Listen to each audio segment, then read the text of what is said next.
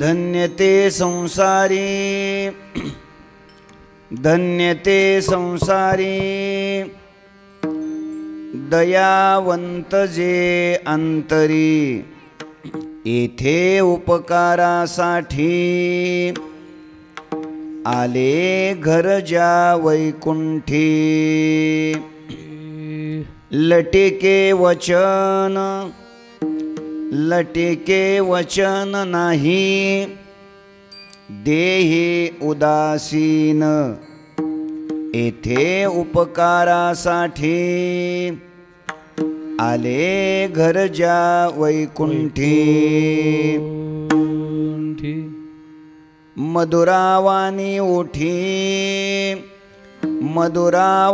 ओठी तुका म्हणे वाव पोटी येथे उपकारासाठी आले घरजा वैकुंठी पांडुरंगा करू प्रथम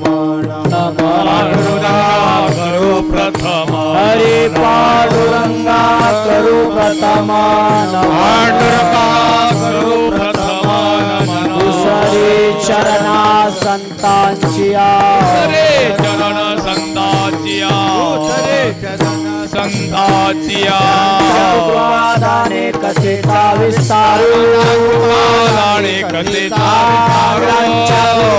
दाने कथेचा विस्तारू दाने कथेचा विस्तार सद्गुरुदास तुका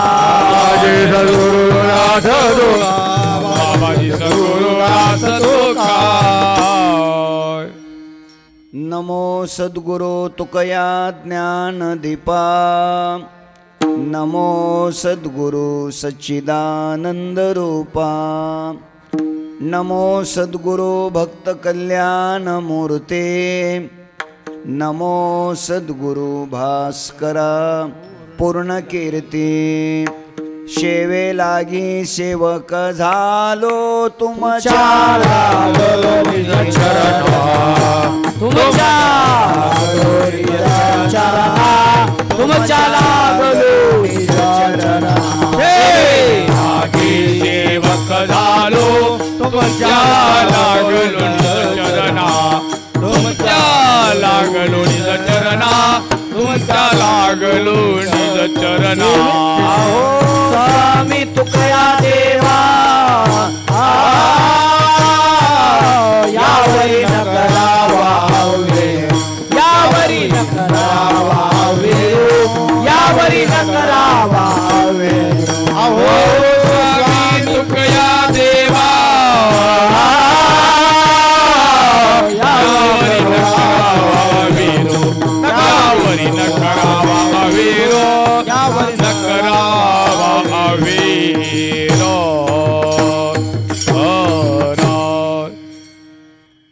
धन्यते संसारी दयावंत जे अंतरी येथे उपकारासाठी आले घरजा वैकुंठी अनंत कृपा विभूषित विश्ववंद्य विश्वसंत संत श्रेष्ठ जगद्गुरु श्री तुकोबाराय यांच्या अभंग गाथेतील संतपर प्रकरणातील 4 चरणाचा अभंग सेवेकरिता घेतलेला आहे। या अभंगाच्या द्वारा संत श्रेष्ठ जगद्गुरु श्री तुकोबाराय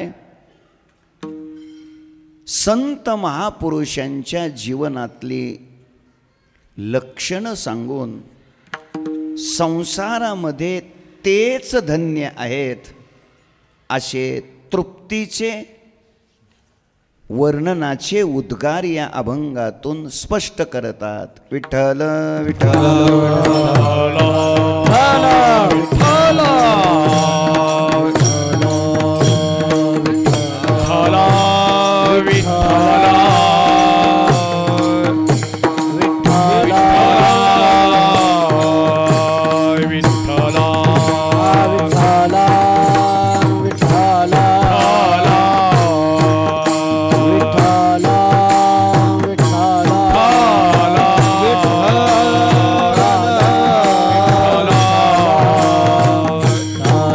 विठ्ठल विठ्ठल हरी विठ्ठल विठ्ठल विठ्ठल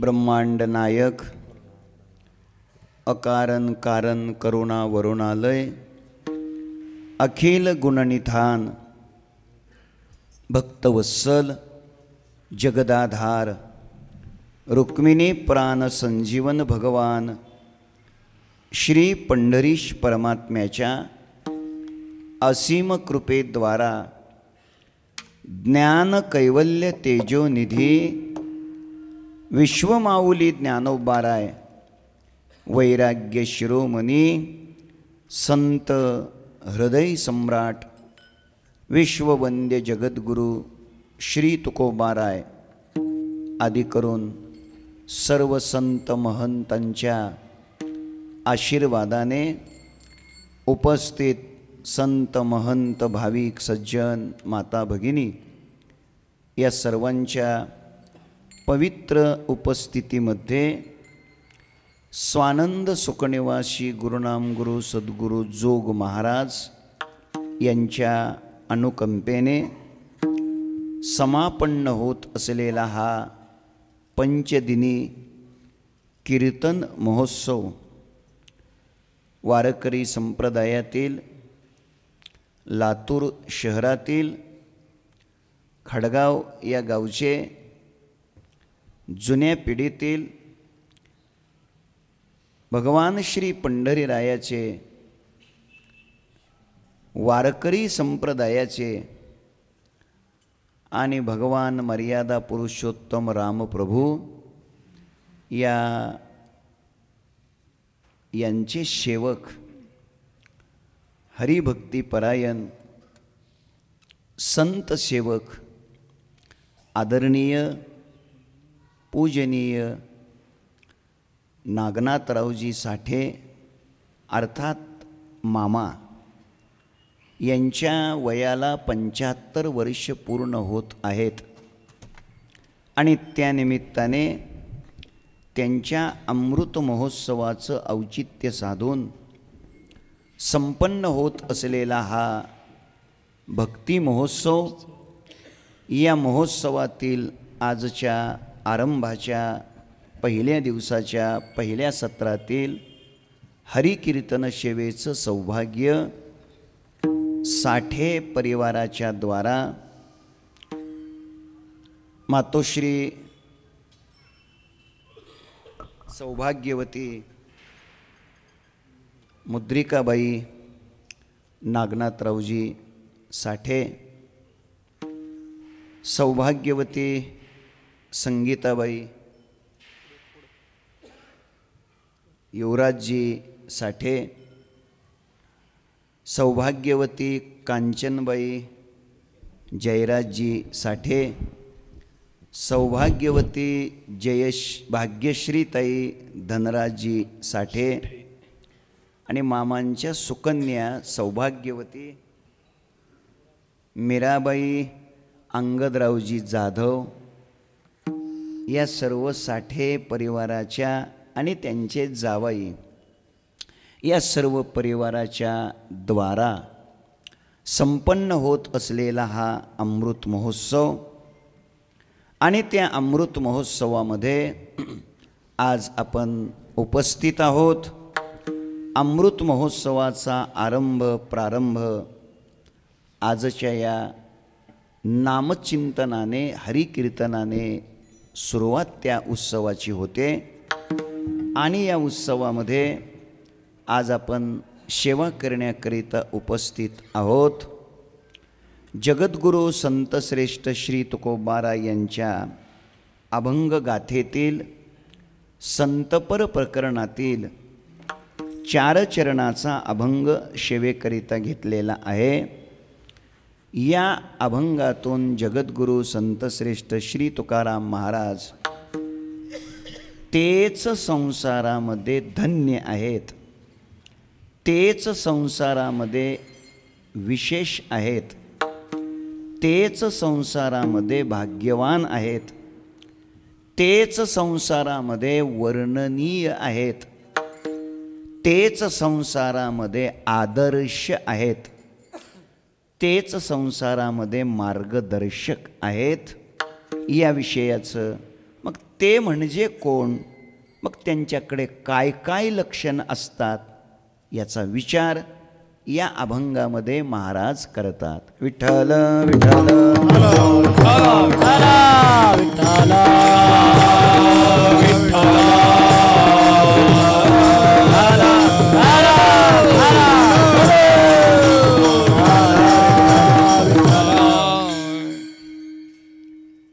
मोठ्या श्रद्धेने, अत्यंत उत्साहाने, भावपूर्ण हृदयाने आपण हा महोत्सव इथे संपन्न करत आहोत.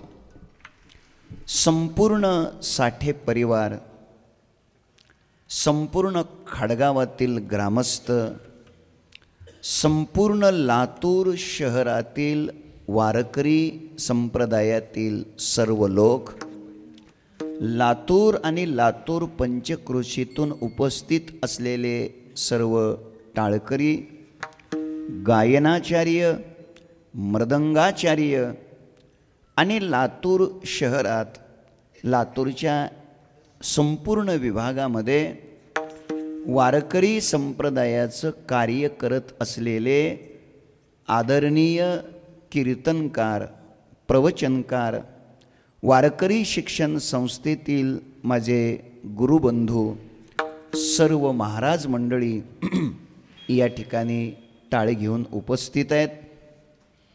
काही माझ्यासमोर आजूबाजूला येऊन बसलेले आहेत. या सर्व गुरुबंधूंच्या, सर्व कीर्तनकारांच्या, टाळकऱ्यांच्या, गायकांच्या, वादकांच्या, पेटी मास्तर, चोपदार या सर्वांच्या चरणी मी हृदयापासून वंदन करतो. अंतःकरणापासून माझ्यासमोर बसलेल्या सर्व श्रोत्यांना, सर्व माता भगिनी, पुरुष मंडळी यांना हृदयापासून अभिवंदन करतो. आणि अगदी मर्यादित वेळेमध्ये, म्हणजे साधारणतः एक 15 ते 20 मिनिटामध्ये आपण अभंगाचं चिंतन करूया. विठ्ठल विठ्ठल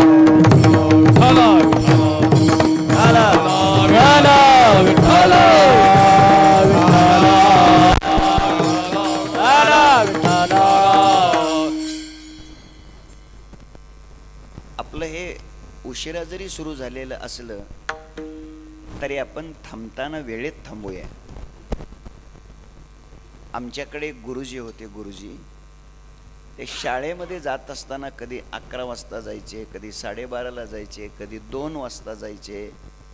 शाळेतून परत येताना मात्र 5:03 गुरुजी बरोबर यायचे.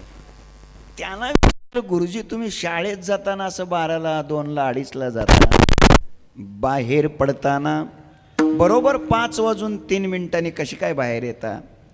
त्याने उत्तर दिलं, शासनाचा नियम आहे काय, 11 वाजता शाळेत जायचं आणि 5 वाजता बाहेर पडायचं, असा शासनाचा नियम आहे. पण आपल्या घरच्या कामामुळं, शेतीतल्या उद्योगामुळं, काही थोडी राजकारणातली कामं असल्यामुळं आपल्याला काय वेळेत जाणं होत नाही. निदान आपल्याकडून एक वेळ तर पाळली जात नाही, कमीत कमी दुसरी तरी वेळ पाळली जावी. म्हणून म्हणे मी 5:03 बरोबर बाहेर पडतो. काय असतं, शहाण्या माणसाने 2-2 चुका करायच्या नसतात. एक तर उशिरा येणं ही पहिली चूक आणि पुन्हा कीर्तन उशिरा सोडणं हे दुसरी चूक. खरं म्हणजे इथे पुष्कळ कीर्तनकार उपस्थित असताना सुद्धा निळोबाराय महाराज आहेत, बाबा महाराज आहेत, आकाश महाराज आहेत, भरपूर कीर्तनकार आहेत, गुरुजी आहेत, कालिदास महाराज, सगळे असे सगळी मंडळी येत आहेत, माऊली आहेत, असे भरपूर लोक या ठिकाणी अष्टेकर माऊली आहेत, भरपूर लोक आहेत. एवढे लोक असताना सुद्धा तुम्ही एकतर वाट पाहत बसले, हे कधी येतील कधी येतील कधी येतील. आता मी काय वाट पाहायला लावणार नाही, हे कधी संपवतील कधी संपवतील अशी काय वाट पाहायला लावणं चांगलं नाही. त्यामुळे अगदी वेळेमध्ये 15-20 मिनिटात आपण थांबण्याचा प्रयत्न करूया. मामांच्या वयाला 75 वर्ष पूर्ण होत आहेत.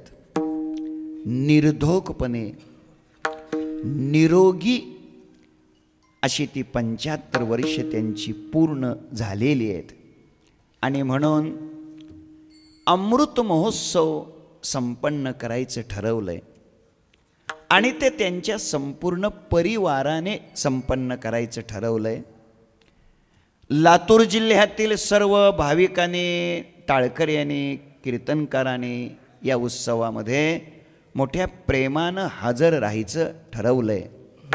आणि म्हणून तो अमृत महोत्सव संपन्न होतोय. खरं म्हणजे अमृत महोत्सव संपन्न कोणाचा होतो? अमृत महोत्सव संपन्न कोणाचा करावा? ज्यांनी जन्मभर, ज्यांनी आयुष्यभर अमृत तत्वाचं प्राशन केलेलं आहे. अमृत तत्व म्हणजे परमात्मा. त्या अमृत तत्व असलेला भगवान, त्या भगवंताचंच ग्रहण ज्यांनी जन्मभर केलेलं आहे. एक अमृत स्वरूप असलेलं भगवंताचं नाम ज्यांनी आपल्या जीवनामध्ये अमृत स्वरूप भगवंताचं जे नाम आहे, बस त्या भगवंताच्या अमृत स्वरूप नामाचं ज्यांनी प्राशन केलेलं आहे, म्हणजे अमृत स्वरूप असलेला परमात्माच ज्याने आपल्या जीवनात ग्रहण केला. एक अमृत स्वरूप असलेलं भगवंताचं नामच ज्याने आपल्या जीवनात सतत घेतलं, प्राशन केलं. दोन असे जे महात्मे असतात, अशाच महापुरुषांचा अमृत महोत्सव संपन्न होतो अथवा तो करावा लागतो. विठ्ठल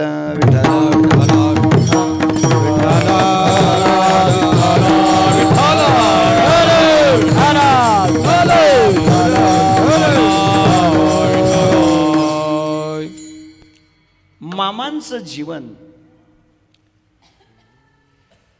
आयुष्याची 75 वर्ष सतत परमार्थामध्येच वेचलं गेलेलं हे जीवन आहे.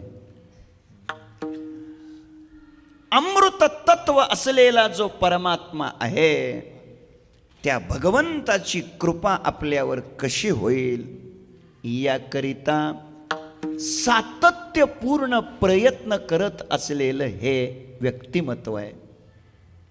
आणि दुसरी गोष्ट, भगवंताचं जे नाम आहे, नाम, त्या नामासाठीच, त्या अमृत स्वरूप असलेलं जे परमात्म्याचं नाम आहे, त्या नामाचीच गोडी ज्यांच्या हृदयात अखंड आहे. नामामृत गोडी वैष्णवाला धरी, योगिया साधली जीवन कला, योगिया साधली जीवन कला. नामामृत गोडी वैष्णवाला धरी, योगिया साधली जीवन कला, योगिया साधली जीवन कला. नामामृत गोडी वैष्णयोगिया साधली, योगिया साधली जीवन कला, योगिया साधली जीवन कला. नामामृत गोडी वैष्णवाला धरी, योगिया साधली जीवन कला,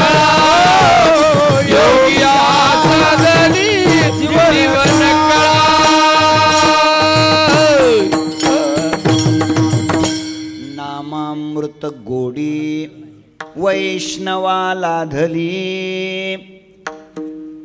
ज्यांचा अमृत महोत्सव संपन्न करतोय त्यांचं जीवन म्हणजे नामामृत गोडी वैष्णवा लाधली. सतत भगवंताचं नामामृत सेवन करणारं हे व्यक्तिमत्व.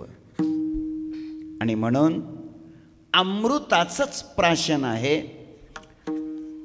नाम हे अमृत आहे आणि या नामामृताचं जे सतत प्राशन करतात, अमृत तत्व असलेलं परमात्म स्वरूप याचंच जे सतत ग्रहण करतात आणि पुढे चालून आपल्या जीवनातून, आपल्या जीवनातल्या प्रत्येक क्रियेतून, आपल्या सहवासात येणाऱ्या अनेक लोकांना नामामृताचीच गोडी लावण्याचा जे रात्रंदिवस अट्टहास करतात असे मामा आहेत. लक्षात ठेवा, त्यांच्या त्यांच्या परीनं थोडं वेगळं बोलतो. जरी ते प्रवक्ते नसले, जरी ते कथाकार कीर्तनकार नसले, किंबहुना कथा कीर्तन करत नसले, ऐका, तरी सुद्धा कथेच्या कीर्तनाच्या माध्यमातून सामान्य जीवांना, बहिर्मुख जीवांना अंतर्मुख करण्याचा प्रयत्न कथा कीर्तनाच्या माध्यमातून जो केला जातो आणि परमार्थ विन्मुख असलेले, नामाशी विन्मुख असलेले अशा लोकांना नामाशी सन्मुख बनवण्याचा प्रयत्न जो केला जातो, मला वाटतं जरी हे कथा कीर्तन करत नसले तरी कथेच्या कीर्तनाच्या माध्यमातून बहिर्मुख लोकांना अंतर्मुख बनवण्याचं काम जे केलं जातं, नवे नवे जे करावं लागतं, ते काम अखंड रात्रंदिवस करत असलेलं व्यक्तिमत्व म्हणजे मामा आहेत. अखंड. ऐका, त्याच्याकरिता कंबर बांधावी लागेल, फेटा बांधावा लागेल, उभं राहावं लागेल, विना घ्यावा लागेल आणि अभंग घ्यावा लागेल आणि मग मार्गदर्शन करावं लागेल. हा भाग नाही, हे लक्षात असू द्या. उठताना, बसताना, बैठकीत बसल्यानंतर, बोलताना, पंगत चालू असताना सतत सतत आपल्या सहवासामध्ये जे लोक येतात अशा सामान्य लोकांना, बहिर्मुख लोकांना कशी परमार्थाची आवड निर्माण होईल, कशी वारीची आवड निर्माण होईल, कशी आळंदीला पंढरीला जाण्याची आवड निर्माण होईल, असा अट्टहास करणारं हे व्यक्तिमत्व आहे. नवीन नवीन लोकाला, अनेक अनेक लोकांना इकडं कसं आणता येईल, वारीकडे कसं आणता येईल, पंढरीच्या महिन्याच्या वारीला कसं घेऊन जाता येईल, आषाढी कार्तिकीच्या वारीला लोकांना कसं नेता येईल, आळंदीच्या ज्ञानोबारायाच्या संजीवन समाधी सोहळ्याच्या वारीला कसं अनेकाला घेऊन जाता येईल, याचा सातत्यानं प्रयत्न करत असलेलं हे व्यक्तिमत्व म्हणजे मामा आहेत. अर्थात भगवंताच्या नामामृताचं आपणही प्राशन करायचं. आपण जेवूनी जेववी लोका, संतर्पण करी तुका. या न्यायाने आपल्याला भक्तीचा जो अनुभव आला, आपल्याला भगवंताच्या नामचिंतनातली जी गोडी प्राप्त झाली, ती नामामृताची गोडी स्वतः स्वीकारून दुसऱ्यांनाही देण्याचा जे प्रयत्न करतात, तो का म्हणे चाखोने सांगे, म्हणे चाखोने सांगे, तुका म्हणे चाखोने सांगे, तुका म्हणे चाखोने सांगे.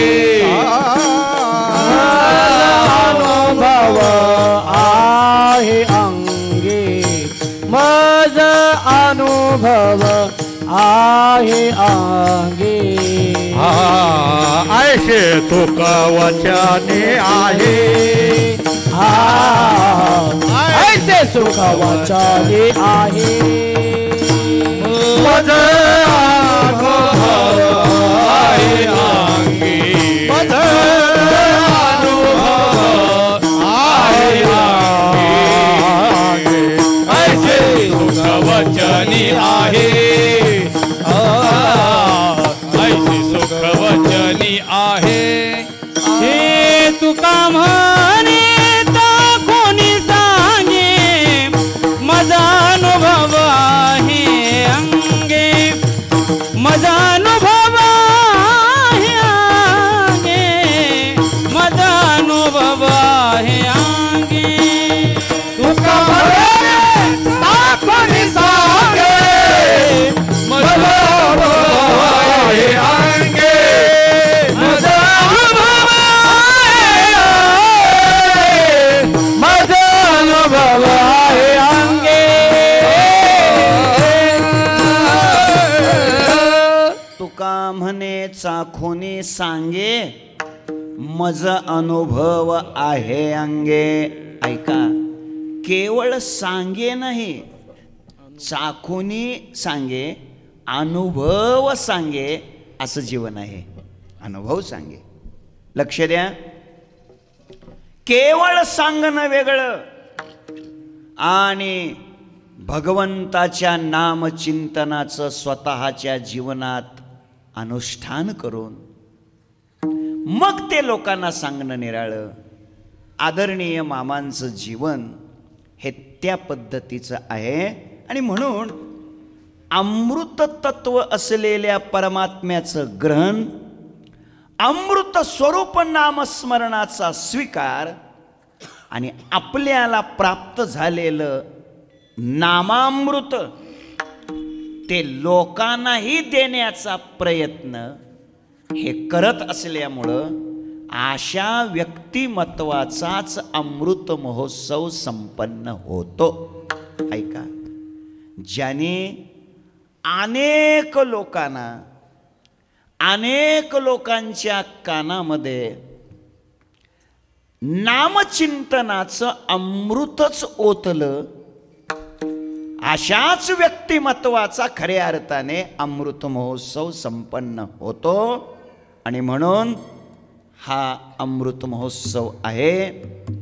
आजचा जो पुढे घेतलेला अभंग आहे, त्या अभंगातले जे लक्षणं आहेत ते सगळी लक्षणं या व्यक्तिमत्वाला जुळणारी लक्षणं आहेत. लटिके वचन नाही असं जीवन आहे. देही उदासीन असं जीवन आहे. मधुरावाणी ओठी असं जीवन आहे. वाव पोटी असं जीवन आहे.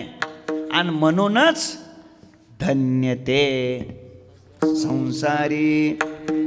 ऐका, हे धन्य का आहेत? हेच विशेष का आहेत? हेच भाग्यवान का आहेत? त्याचं कारण आहे, या सगळ्या लक्षणांनी युक्त असलेलं हे खऱ्या अर्थानं काय आहे? जीवन आहे.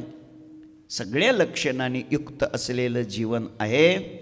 आणि म्हणून मनुष्याच्या जीवनाची श्रेष्ठता, मनुष्याच्या जीवनाची महत्ता हे त्यावरच अवलंबून असते.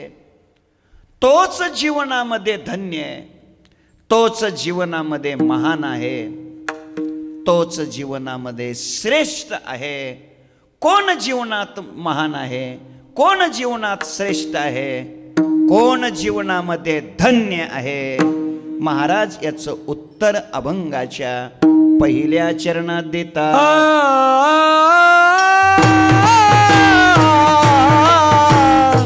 धन्य ते संसारी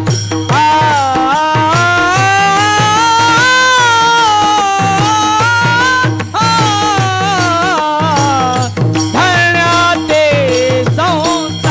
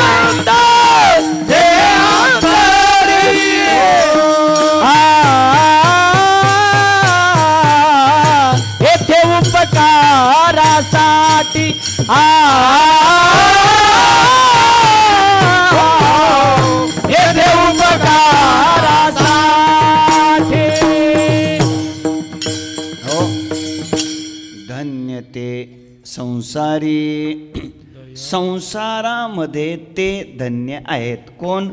दयावंत जे अंतरी. आता हे दयावंत जे अंतरी हे काय? आणि संसारी ते धन्य आहेत. संसारी शब्दाचा अर्थ काय आणि पुढे धन्य शब्दाचा अर्थ काय? अगोदर आपण धन्य शब्दाचा विचार करू. महाराज त्यांना धन्यता देतात, ते धन्य आहेत असं म्हणतात. लक्ष द्या, कोण धन्य आहेत? धन्यता ही कधी प्रगट होत असते सांगतो. कोणत्याही क्षेत्रातलं जेव्हा श्रेष्ठत्व प्रगट करायचं असतं, जेव्हा अति उच्च स्थिती सांगायची असते, जेव्हा शेवटचं टोक प्रगट करायचं असतं, तेव्हा शब्द येत असतो धन्य.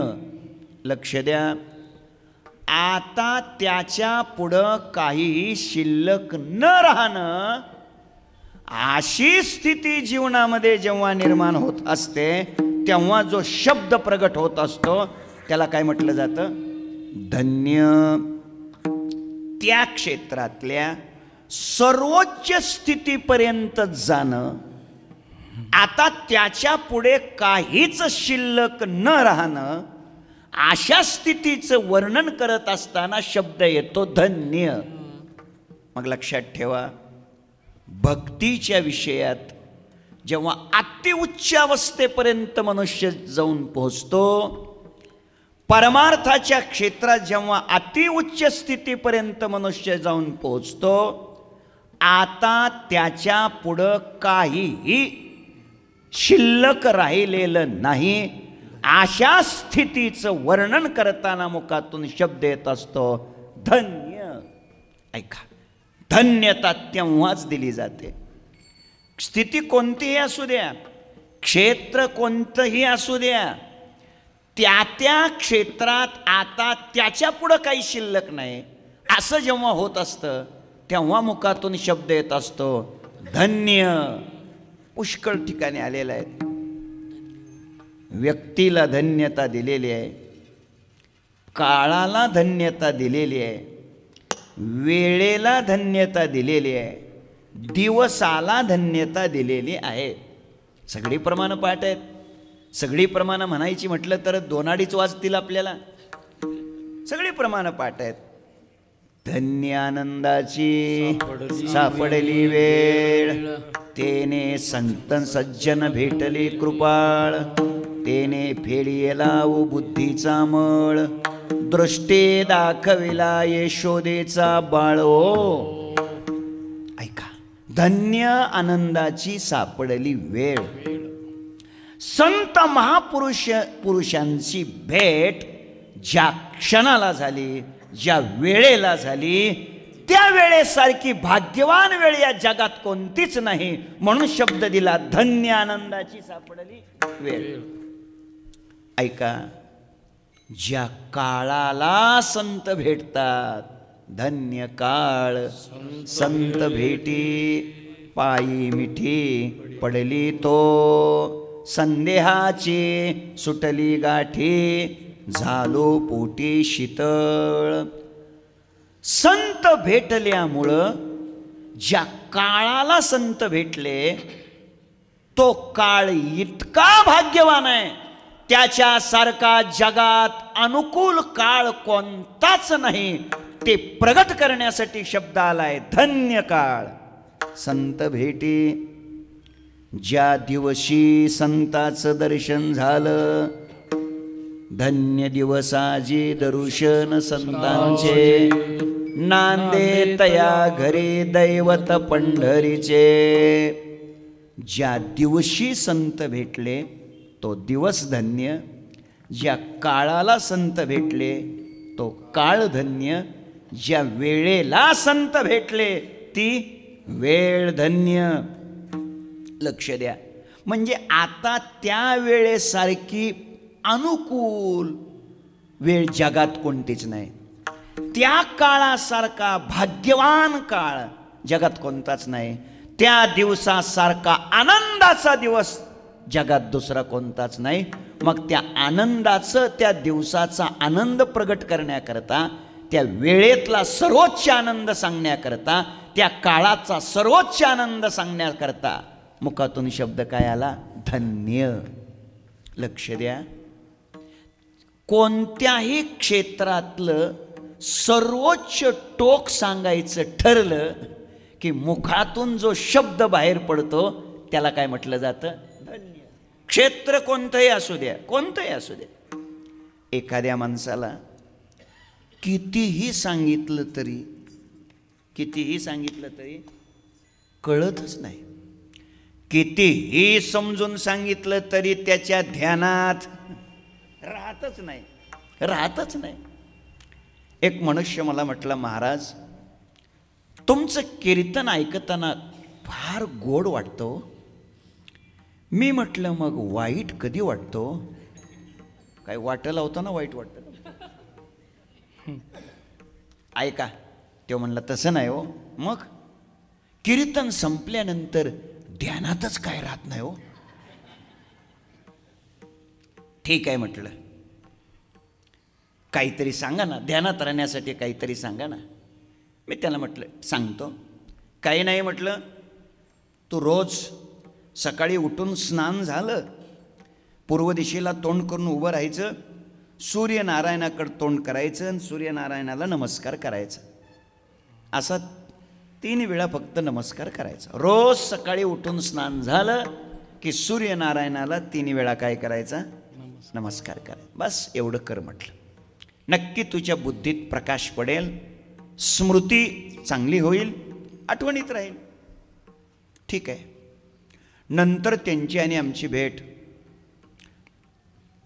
चैत्र शुद्ध नवमी, रामनवमीच्या दिवशी 6 ते 8 गायत्रीनगरच्या कीर्तनात भेट झाली.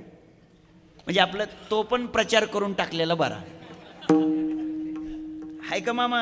आहे ना. हां, 6 ते 8 आहे बरं का. हां, वेळ 6 ते 8ची आहे. संध्याकाळी 6 ते 8 गायत्रीनगरला हनुमान मंदिरात, बरोबर. आणि ते सद्ग्रस्त आले कीर्तनाला. कीर्तन संपलं, तशी गडबडच होती मला, पण तरी पण महाराज फार बरं वाटलं, फार बरं वाटलं. म्हणलं वा. मग मी लगेच त्यांना कसं कीर्तन, फार गोड कीर्तन झालं. मी लगेच विचारलं कोणता अभंग होतो म्हटलं आत्ता कीर्तनाचा? तो म्हणला नाही ना ध्यानात. आत्ताच्या आत्ता अभंग ध्यानात नाही ना ध्यानात. म्हटलं कसं काय ध्यानात राहिलं नाही? तो म्हटलं महाराज तुम्हाला म्हटलं नव्हतं का माझ्या ध्यानातच राहत नाही. अरे पण मी म्हटलं तुला सांगितला होता उपाय की रोज तू सूर्यनमस्कार करत जा, आणि नेमाने सूर्यनमस्कार केला की नक्की तुझी बुद्धी कुशाग्र होईल, तीव्र होईल, स्मृती चांगली होईल.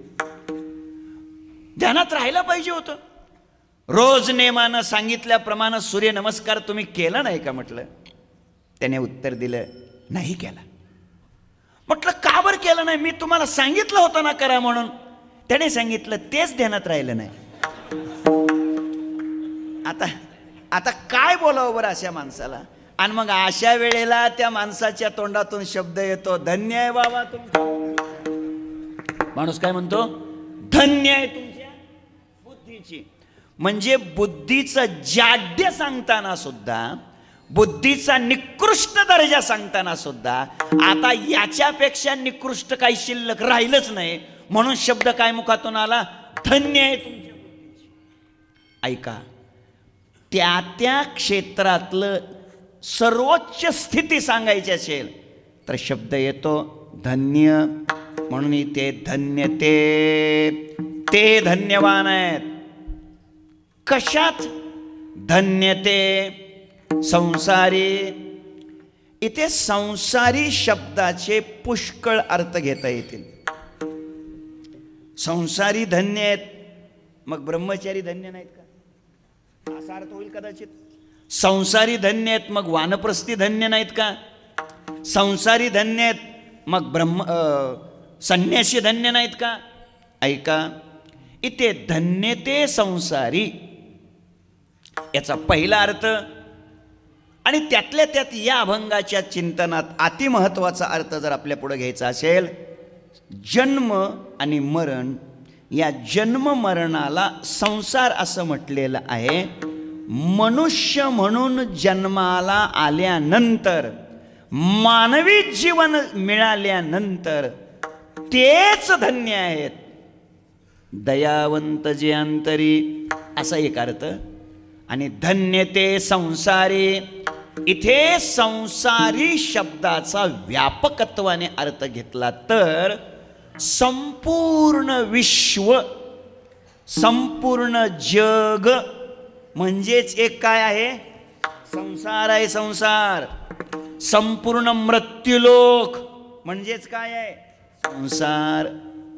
काय ए साते आलिया ओळगा शारंग धरू, अर्थात संसारा आलिया एक सुख आहे.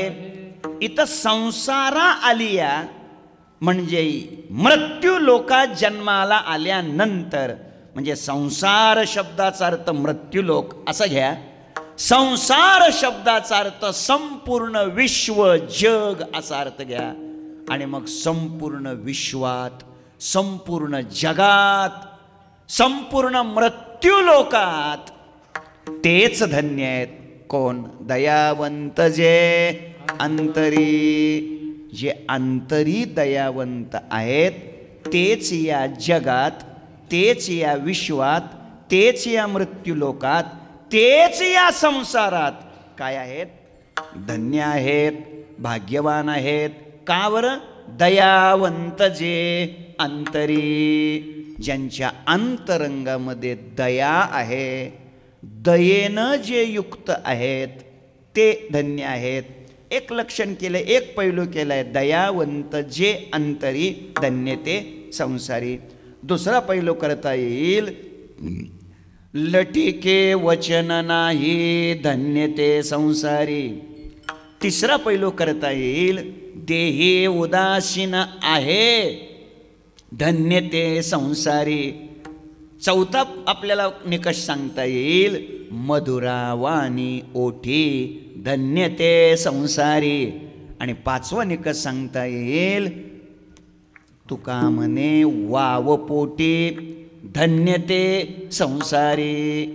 एक एक पैलू घेऊन हे धन्य ते संसारी आपल्याला सिद्धीला नेता येईल. वेळेच्या मर्यादेमुळे आपण सगळ्या पैलूचा विचार नाही करू शकत. दयावंत जे अंतरी, अत्यंत दयाळू, पण दयाळू. आता दया ते ऐसे, पूर्ण चंद्रिका जैसे, निवविता न कडसे साना थोर. आता दया ते ऐशी. काय असते ती दया? कशी असते ती दया? दया करत असताना निवविता न कडशी साना थोर, लहान आणि थोर हा भेद जिच्यामध्ये नसतो तिचं नाव आहे दया. आपला आणि परका हा भेद ज्याच्यामध्ये नसतो त्याचं नाव आहे दया. दया करणे जे पुत्राशी, तेची दासा आणि दासी, ते दयेचं लक्षण आहे. दया हा गुण अत्यंत महत्वाचा आहे. ऐका, दया कशी असते? सामर्थ्य असूनही, सामर्थ्य असूनही समोरच्या व्यक्तीच्या अपराधाला क्षमा करणं हे दयेचं काय आहे? लक्षण आहे. मी काय बोललोय? सामर्थ्य असूनही, सामर्थ्य असूनही. इतिहास माहीत आहे आपल्याला. जेव्हा द्रौपदीची पाचही मुलं, द्रौपदीची पाचही मुलं झोपेमध्ये अश्वत्थाम्याने मारली आणि मग पोटची 5 मुलं एकदाच संपल्यानंतर त्या आईच्या अंतःकरणामध्ये निर्माण होणारा आक्रोश किती असेल हो? कल्पना करा, कल्पना करा. की द्रौपदीने टाहो फोडलाय आणि मग अर्जुनरावाने प्रतिज्ञा केले, सूर्यास्ताच्या आत ज्यानं हे कृत्य केले त्या अश्वत्थाम्याला मी पकडून आणेल. आणि सगळं आपल्याला माहिती आहे. पकडलं ना आणलं. द्रौपदीच्या समोर उभा केलं. दुःखाचा डोंगर कोसळलेला आहे. धर्म, भीम, अर्जुन, नकुल, सहदेव पाचही पांडव प्रचंड अत्यंत दुःखी झालेले आहेत. द्रौपदी आक्रोश करते. कुठलाही अपराध नसताना झोपेत पाचही मुलं मारली. युद्धभूमीवर लढत असताना मेली असते तर दुःख झालं नसतं, पण झोपलेली असतं ना. आणि म्हणून दुःख आहे. ऐका, अश्वत्थाम्याला समोर उभा केलं आणि द्रौपदीला विचारलंय अर्जुनानं, सांग सांग याला शिक्षा काय करू सांग. भीमदादाने उत्तर दिले, काय वेडायच रे तू, काय शिक्षा करू म्हणून विचारतोच. उडाव मुंडक, हे काय विचारायचं असतं का आता. यानं द्रौपदीची 5 मुलं मारलेली आहेत आणि याला काय शिक्षा करू म्हणून विचारायचं काय कारण आहे. मुंडक छाटून टाक. अर्जुनानं विचारलंय, सांग सांग काय करू सांग. द्रौपदीनं उत्तर दिलंय, काही नाही, तुम्ही याला सोडा. काय करा, सोडा. अगं तुझी 5 मुलं याने मारलेत. विठ्ठल विठ्ठल विठ्ठल विठ्ठल विठ्ठल विठ्ठल विठ्ठल विठ्ठल 5 मुलं मारलेले आहेत. द्रौपदी म्हणते म्हणूनच सोडा. अरे बापरे, तुला प्रचंड वेदना झालेल्या आहेत. पोटचा गोळा संपवलेला आहे, पोटात आग पडलेली आहे. सांग सांग याला काय करू सांग. सोडा याला. अरे राम, का बरं, का बरं एवढं दुःख तुला निर्माण झालंय आणि तू सोडा म्हणते. द्रौपदीनं उत्तर दिले, ते उत्तर नीट आहे का. म्हणूनच मी सोडा म्हणते. म्हणजे द्रौपदी म्हणते, माझी पोटची 5 मुलं यानं मारली. हो हो, म्हणूनच आम्ही म्हणतो याला शिक्षा काय करू. द्रौपदी म्हणते, करू नका, सोडून द्या. कारण माझी 5 मुलं मारली गेली, त्यामुळं माझ्या अंतःकरणामध्ये भयानक दुःख झालेलं आहे. आणि म्हणून आता तुम्ही याला मारू नका. याला मारल्यामुळं याच्या मातेच्या अंतःकरणात सुद्धा प्रचंड दुःख होईल. आणि आईचं दुःख काय असतं हे मी अनुभवते. मला झालेलं दुःख याच्या मातोश्रीला होऊ नये, म्हणून माझी विनंती आहे, तुम्ही याला सोडा. काय जीवन असेल हो. ऐकताय का तुम्ही. हे कीर्तनात मला सांगणं सोपं आहे, तुम्हाला हे ऐकायला खूप बरं वाटतंय. पण असा प्रसंगच जर आला तर हे म्हणायला खूप धाडस लागतंय. हे ध्यानात ठेवा. का बोललो, याचं नाव आहे दया. ही खरी आहे दया. म्हणून सामर्थ्य असूनही क्षमावृत्ती राहणं हे दयेचं लक्षण आहे. म्हणून दयावंत जे अंतरी सगळ्यावर प्रेम करणं, सगळ्याला क्षमा करणं, सर्वांनाच आपलंसं करून घेणं, दयावंत जे अंतरी असं जीवन आहे. म्हणून खऱ्या अर्थानं ते काय आहेत, धन्य आहेत. आजही द्रौपदीचा हा प्रसंग आपण का सांगू शकलो. उत्तर आहे दया असल्या. दया महत्वाची आहे. काय आहे या महात्म्यांच्या जीवनामध्ये. या महात्म्यांच्या जीवनात लटिके वचन नाही, लटिके वचन नाही. म्हणून धन्य ते संसारी. तेच भाग्यवान आहेत, तेच पुण्यवान आहेत, तेच महान आहेत, कारण लटिके वचन नाही. मग यांचं वचन आहे कसं नेहमी करता. सत्य बोले मुखे, दुखवे अनेकांच्या दुःखे. लटिके खोटं बोलणं नाही. कारण का बरं, त्याचं कारण आहे असत्य वदेवानी तेची पापाची खाणी. सत्य बोले तरी फुकासाठी जोडे हरी. म्हणून या महात्म्याच्या मुखातून असत्य वचन कधी नाही, सत्य बोलणं आहे. लटिके वचन नाही, ते पुढचं नाही मागं घ्यायचं.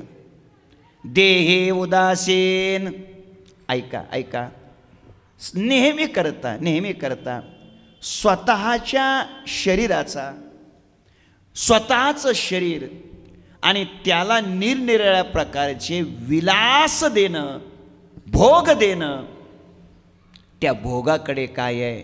दुर्लक्ष आहे. देही उदासीन भक्ताईशे जे देही उदास. किंवा अजून ज्ञानोबरायची भाषा सांगायची ठरली तरी जो या देहावरी उदासू ऐशिया परी उखिता जैसा बिढारी बैसला आहे.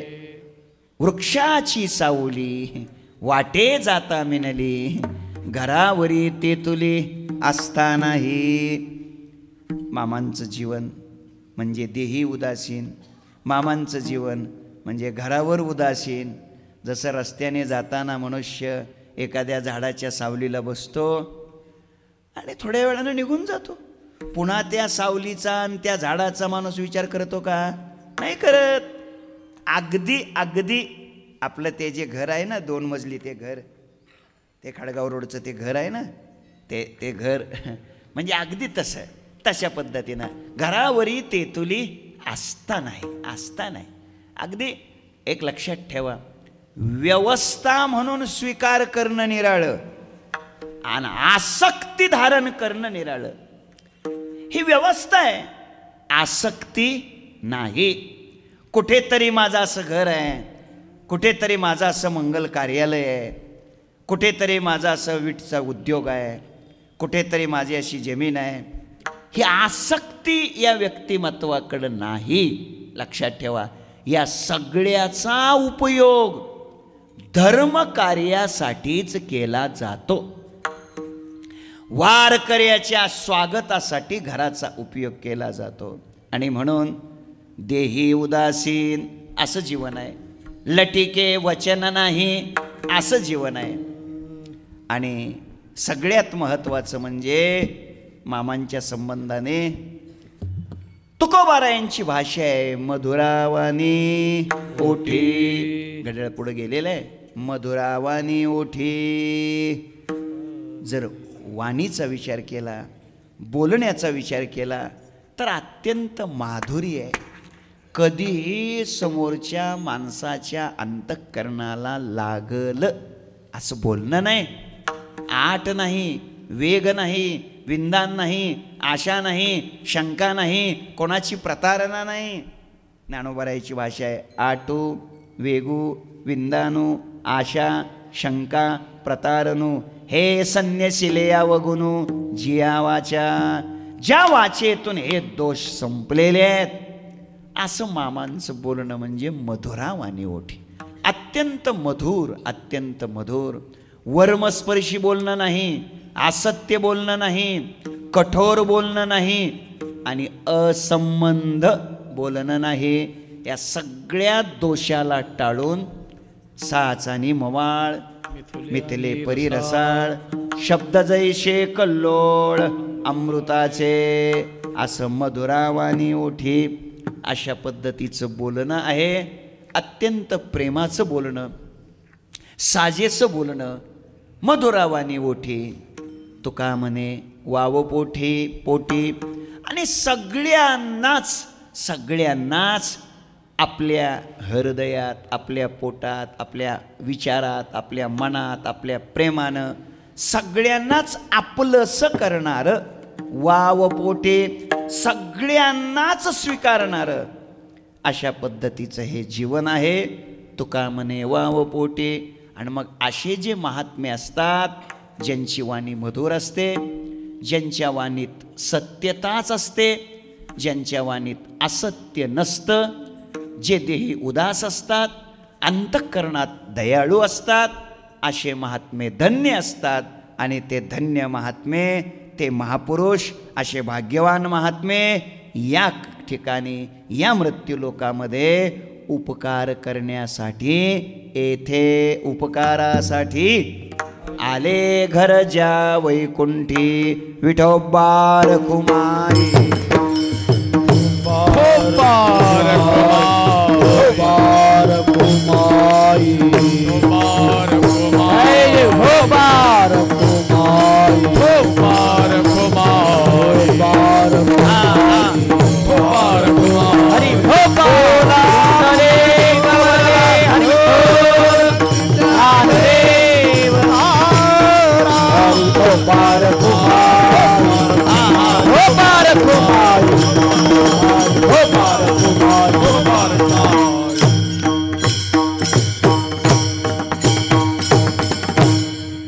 मधुरावानी ओठी तुका म्हणे वावपोटी, येथे उपकारासाठी आले घर ज्या वैकुंठी. वैकुंठ हे ज्यांचं मूळ घर आहे, आम्ही वैकुंठवासी. बस असं वैकुंठ हे ज्यांचं स्वरूप आहे, वैकुंठ हे ज्यांचं मूळ राहण्याचं घर आहे, असे संत, असे महात्मे इथे या मृत्यूलोकात कशा करता येतात? केवळ उपकारासाठी येतात. उपकारासाठी केले हे उपाय. येणे विन काय चाडा आम्हा. अशा रीतीनं उपकार करणं, लोकाला मार्गदर्शन करणं हेच त्यांच्या जीवनातलं ध्येय असतं. आणि ते कसे असतात? तर ते दयावंत असतात. ते कसे असतात? ते खोटं बोलत नाहीत. ते कसे असतात? ते देही उदास असतात. ते कसे असतात? त्यांचं बोलणं अत्यंत मधुर असतं. ते कसे असतात? तर त्यांच्या पोटात सगळ्याला वाव आहे. सगळ्यांना आपल्याजवळ ठेवतात, कारण ते सगळ्यांना साठवतात. साठे आहेत ना ते, हे लक्षात ठेवा. सगळ्यांना साठवतात. त्याने कशा कशाला साठवलंय? त्याने दयेला साठवलंय, त्यांनी प्रेमाला साठवलंय, त्यांनी माधुर्याला साठवलंय, त्यांनी भगवंताच्या नामामृताला साठवलंय. एकच प्रमाण सांगतो आणि शेवा समाप्त करतो. यांचं जीवन म्हणजे अमृत ते पोटी साठविले, अमृत ते पोटी साठविले, अमृत ते पोटी साठविले, अमृत ते पोटी.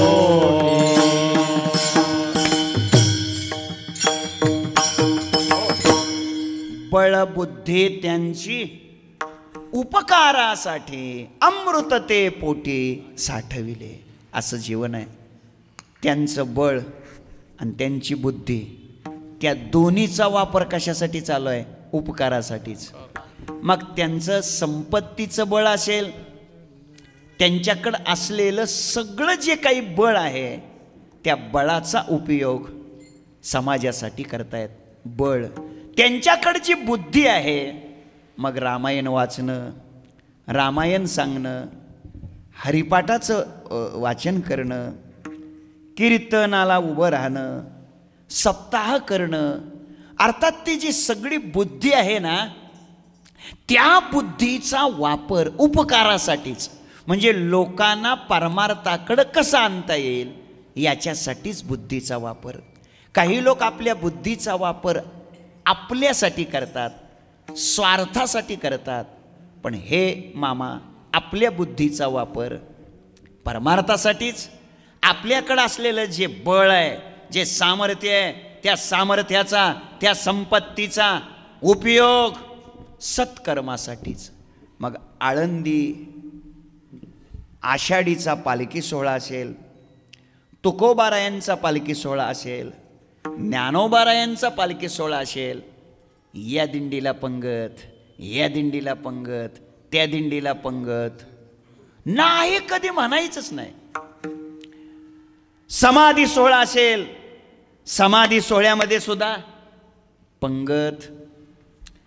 अन्य अनेक ठिकाणी सतत देत राहणं. कोणतंही पारमार्थी चांगलं काम मामाच्या समोर मांडलं की मामा नाही कधी म्हणतच नाहीत. एका वाक्यात सांगतो, नाही कधी म्हणतच नाहीत. आणि पुढं सांगतो आपली जी अपेक्षा असते त्याच्या किमान दुप्पट दिल्याशिवाय राहत नाहीत. हे गौरवाचं बोलत नाही, हे स्तुतीचं बोलत नाही, हे वस्तुस्थितीचं बोलतोय मी. लक्षात ठेवा, हे लक्षात असू द्या. कोणतंही काम मामाच्या समोर घेऊन या, फक्त ते काम पारमार्थिक पाहिजे, ते काम सात्विक पाहिजे, ते काम समाजहिताचं असलं पाहिजे, ते काम अन्नदानाचं असलं पाहिजे, वारकऱ्याला मदत करण्याचं असलं पाहिजे. किंवा निळू महाराज आहेत, गोशाळेला मदत करण्याचं काम असलं पाहिजे. नाही मामा कधीही म्हणणार नाहीत, असं ते देत राहतात. असं त्यांनी बळ आणि बुद्धी उपकारासाठीच त्यांनी ठेवलेली आहे. आणि अमृत ते पोटी साठविले त्याने आपल्या पोटात. नामामृत हे साठवलेलं आहे, ते अजूनही साठवण्याचं काम करत आहेत. आणि हा अमृत महोत्सव संपन्न करण्याचा हेतू सुद्धा त्यांचा तोच आहे. त्यानिमित्ताने हरिपाठ व्हावा, त्यानिमित्ताने काकडा व्हावा, त्यानिमित्ताने कीर्तन व्हावं, त्यानिमित्ताने नामस्मरण व्हावं, त्यानिमित्ताने अन्नदान व्हावं, त्यानिमित्ताने ज्ञानदान व्हावं, त्यानिमित्ताने वस्त्रदान व्हावं, त्यानिमित्ताने द्रव्यदान व्हावं. हा शुद्ध हेतू डोळ्यासमोर ठेवून खरं म्हणजे हा अमृत महोत्सव इथे संपन्न होतोय. विशेषतः स्वतःच्या कष्टाने अर्जित केलेल्या उत्तम व्यवहारानं मिळवलेल्या संपत्तीतून हा अमृत महोत्सव संपन्न होतोय. हे विशेष आहे, लक्षात ठेवा. अजून जोडून या धन उत्तम व्यवहारे आणि उदास विचारे वेच करे, अशा पद्धतीचं हे जीवन आहे. अशी 75 वर्ष नामस्मरणात नामचिंतनात वेचलेलं हे व्यक्तिमत्व आहे. लोकांना आनंद मिळावा, लोकांना समाधान मिळावं, लोकांनी नामस्मरण करावं, लोकांनी वारी करावी, लोकांनी नित्यनेम करावा, लोकांनी साधना करावी, असं ज्यांना सतत वाटतं, लोकांच्या कल्याणाची तळमळ ज्यांनी साठवलेली आहे, असे हे साठे मामा आहेत. एका वाक्यात असं हे व्यक्तिमत्व आहे. आणि म्हणून असं निरोगी उत्तम आयुष्य त्यांनी 75 वर्षाचं पूर्ण केलंय. अजूनही स्वतः मोटरसायकल व्यवस्थित चालवतात. अजूनही BP शुगर हे असली भानगड त्यांच्याकडे काही पोचलेली नाही. ऐका ऐका, हे विशेष नाही, काय नाही, काय नाही. असं हे जीवन आहे, असं मामांचं जीवन आहे. आणि बघा हे व्यक्तिमत्व. बाबा महाराज, तुम्हाला अधिक अनुभव आहे, मलाही किमान 20 वर्ष तरी झाली की मामांचा माझा छान संबंध आहे. आषाढीच्या पालखी सोहळ्यामध्ये 21 दिवस सतत पायी चालून नामस्मरण आणि विना घेणार, असं हे व्यक्तिमत्व आहे. असं थोड्या 2 तासाने येतो, 4 तासाने येतो, मधूनच असलं नाही. पूर्ण वेळ आरती करूनच मग जाग्यावर जायचं. म्हणजे निष्ठेनं वारी, निष्ठेनं परमार्थ, निष्ठेनं साधना, अशा पद्धतीचं हे जीवन आहे. ऐका, हे जीवन सर्वच स्तरावर यशस्वी असलेलं जीवन आहे. सर्वच स्तरावर यशस्वी म्हणतोय. आरोग्य उत्तम, संसार उत्तम, कसलीच अडचण नाही. जयराजजी, धनराजजी आणि युवराजजी, जयराजजी, धनराजजी हे 3 राज अत्यंत दर्जेदार राज करत आहेत. लक्षात आलं ना तुमच्या? या 3 जणांचेही स्वतंत्र आपले आपले उद्योग, व्यवसाय, व्यवस्थित चालू आहेत. मामा त्यांना काहीही मागत नाहीत. पुढचं सांगतो, अडचणीच्या गरज पडली तर कमी अधिक मामाच त्यांना देतात. हे लक्षात ठेवा. पुढचं म्हणजे आपला परमार्थ करण्यासाठी, पंक्ती घालण्यासाठी, दानधर्म करण्यासाठी आपलं स्वातंत्र्य आपल्याला असलं पाहिजे. तुमचं तुम्ही प्रपंच करा, तुमच्या प्रपंचातलं मला काही देऊ नका. गरज पडली, खूपच अडचण आली तर एखाद्या बारीला मीच तुम्हाला देतो. म्हणजे संसार उत्तम, नातवंड नाती सगळे चांगले शिक्षण शिकतायत. मला वाटतं नातीचं एका लग्नही झालं, नाताचं बी झालंय, नाताचं लग्न झालं, नातीचं लग्न झालं.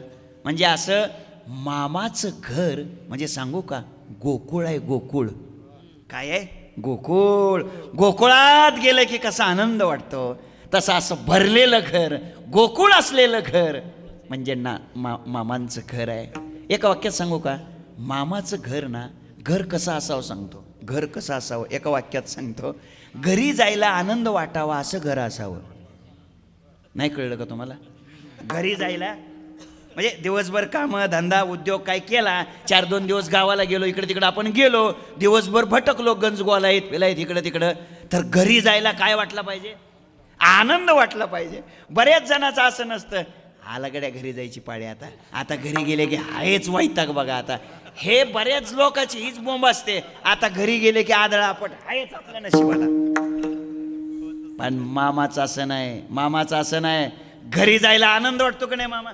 समाधान वाटतं घरी जायला.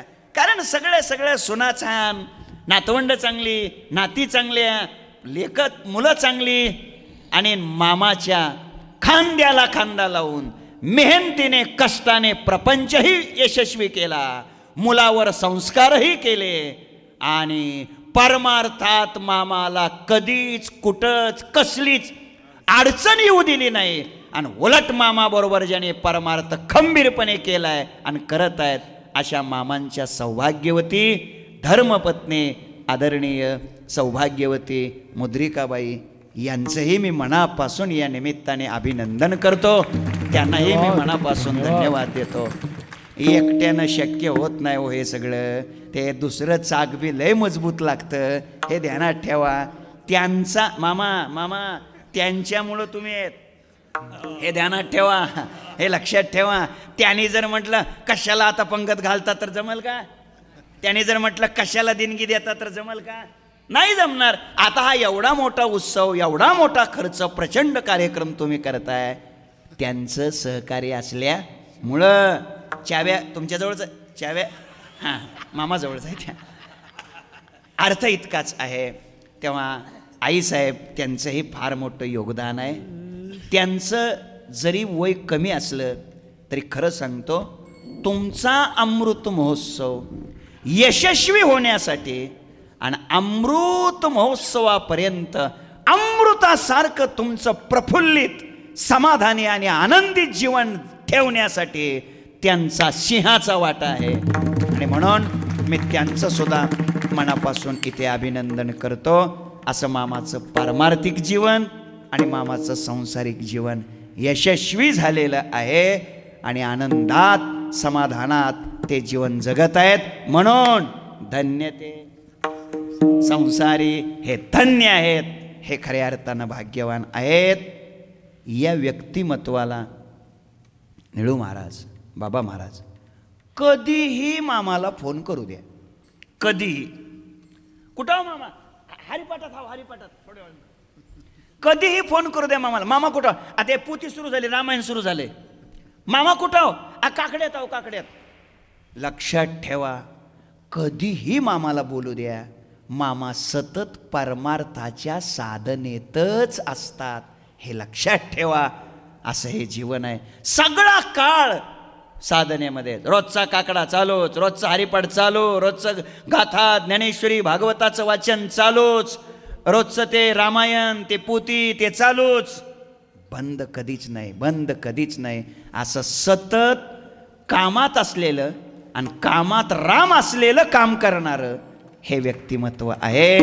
आणि म्हणून अशा मामांना मी माझ्या हृदयातून खूप खूप खूप अशा शुभेच्छा देतो.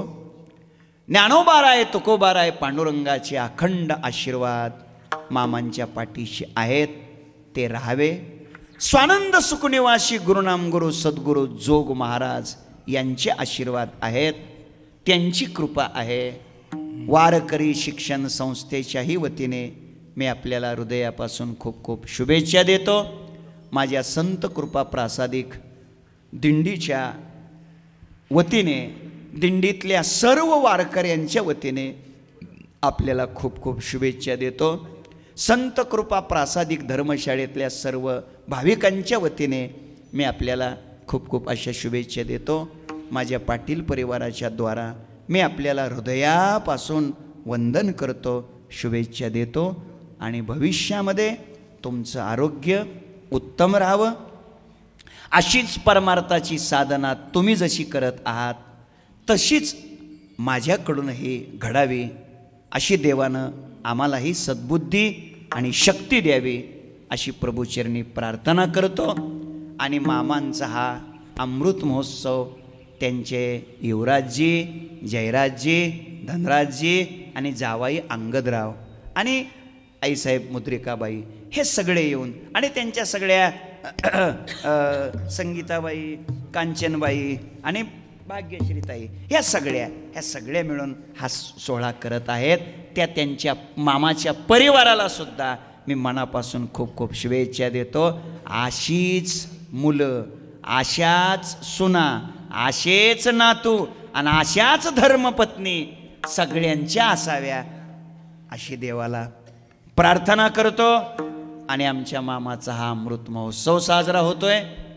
लवकरात लवकर आमच्या मामांचा शताब्दी महोत्सव सुद्धा साजरा व्हावा आणि मामाची वयाची 100 वर्ष अशीच परमार्थाच्या साधनेत संपन्न व्हावी आणि तो शताब्दी साजरा करण्याचंही भाग्य आम्हाला लाभावं. त्या शताब्दीच्याही कार्यक्रम याच भक्तिशक्तीच्या प्रांगणात मंगल कार्यालयात व्हावा. त्या शताब्दीला सुद्धा हेच टाळकरी हजर राहावे, हेच मृदंगाचार्य हजर राहावे, हे श्रोते हजर राहावे. त्या शताब्दीच्या वेळेस सुद्धा पहिलं कीर्तन बस मला त्यावेळेस द्या, एवढी प्रार्थना करतो. माझ्या वाणीला या ठिकाणी पूर्णविराम देतो. ज्ञानेश्वर माऊली, ज्ञानराज माऊली, ज्ञानेश्वर माऊली, ज्ञानराज माऊली, ज्ञानेश्वर माऊली, ज्ञानराज माऊली,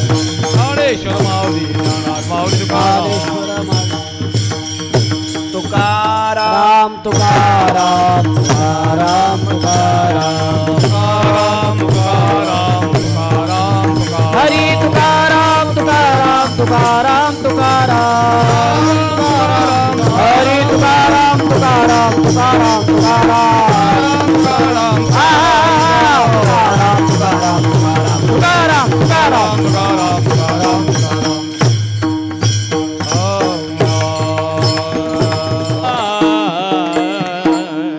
मधुरावाणी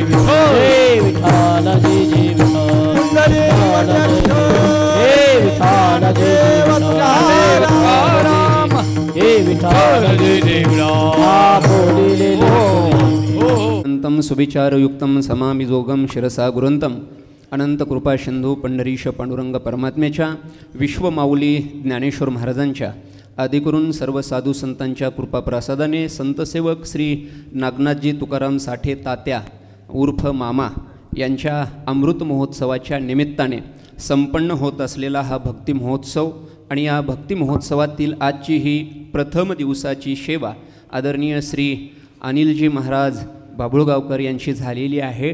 महाराजांच्या नामाचा उल्लेख करत असताना मी शब्दकोशामध्ये महाराजांच्या नावाचा अर्थ पाहिला. अर्थ असा निघाला, त्याला वारा असं म्हणतात. ज्ञानेश्वर महाराजांनी त्या वाऱ्याबद्दल बोलत असताना अगदी असं बोलून गेले की हा वारा साधा नाही, हा वारा मलय पर्वताचा वारा आहे आणि मलय पर्वताचा वारा सुगंध देऊन जात असतो म्हणे. आणि हा मलय पर्वताचा वारा साध्या मलय पर्वताचा नाही, स्वानंद सुखनिवासी सद्गुरू जोग महाराज मलय पर्वताचा हा वारा आहे. आणि हा वारा महाराष्ट्राच्या कानाकोपऱ्यात फिरतोय.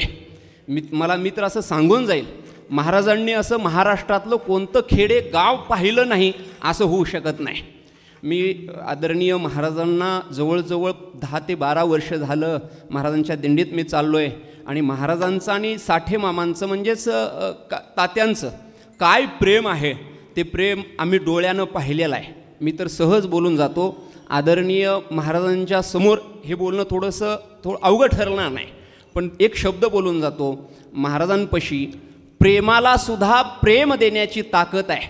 आदरणीय अनिल महाराज म्हणजे प्रेमाला सुद्धा प्रेम देत असतात, अशी महाराजांची ही ताकद आहे.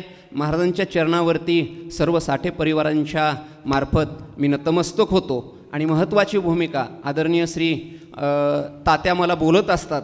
दरवर्षी जवळजवळ 10-12 वर्ष झालं महाराजांचं आणि तात्यांचं जे प्रेम आहे ते दिंडीतून आम्हाला जसं दिसून येतं आहे. खरं तर महाराजांच्या दिंडीमध्ये मला चालायला लावण्याचं काम तात्याने केलं. तात्यांचं पाहायला गेलं तर एकदा सहज तात्यांचं वाक्य आहे. तात्या बोलतायत की म्हणले, महाराज दिंडी काढणं सोपं आहे पण दिंडी टिकवणं अवघड आहे. तर आदरणीय श्री महाराजांनी ते करून दाखवलेलं आहे. म्हटले कोणाच्या दिंडीत चालावं? तात्या मला म्हणतात की आदरणीय अनिल महाराजांच्या दिंडीत जर तुम्ही चालले तर त्यांची दिंडी काढणं जशी काढलेली आहे तशी ती टिकणारी दिंडी आहे, म्हणून टिकणाऱ्या दिंडीमध्ये तुम्ही चाला, असं महाराजांचं तात्यांचं म्हणणं येतं. काय आहे, आजकाल दिंड्या म्हटलं की कशाही दिंड्या निघतात. पंक्तीमध्ये जामून कमी पडला म्हणून लोक आता दिंड्या काढायला लागलेली आहेत. त्याबद्दल मला इथं बोलायचं नाही, कारण आजकालच्या दिंड्याबद्दलचं वर्णन मला करायचं नाही. पण मी ज्यांच्या दिंडीत बरेच वर्ष चाललेलो आहे, आत्ता पण चालणार आहे, नाही अशातला भाग नाही.